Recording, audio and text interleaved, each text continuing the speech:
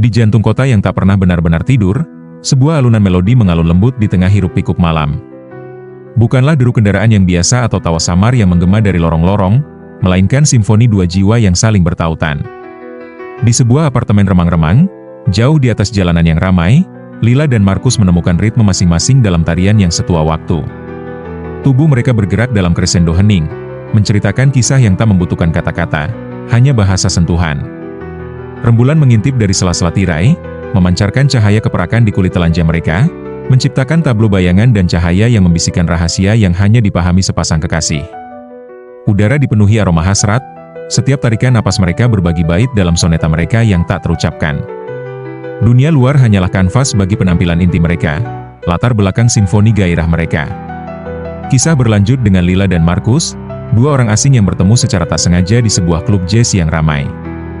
Terlepas dari kebisingan dan obrolan, mereka merasa tertarik satu sama lain, berbagi percakapan hening yang melampaui musik dan keramaian.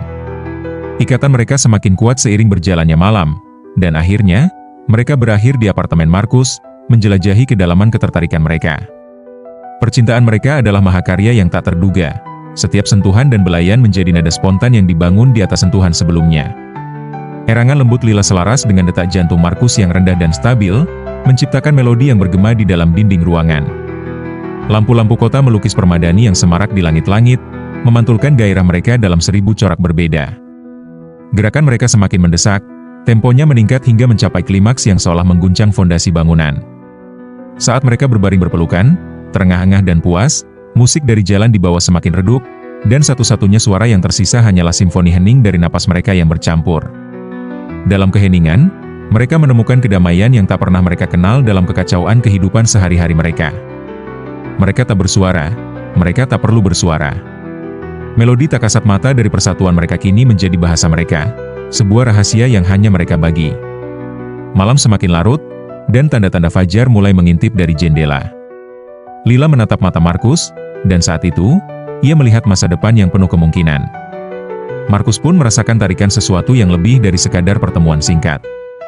Saat matahari mulai terbit, mereka bersumpah dalam hati untuk berpegang teguh pada keajaiban malam, membiarkannya membimbing mereka melewati ketidakpastian siang. Melodi tak kasat mata menjadi musik latar bagi hubungan mereka yang bersemi, sebuah pengingat akan ikatan mendalam yang telah mereka temukan. Setiap kali mereka bercinta, mereka memainkannya lagi. Tubuh mereka menjadi instrumen bagi irama hati mereka.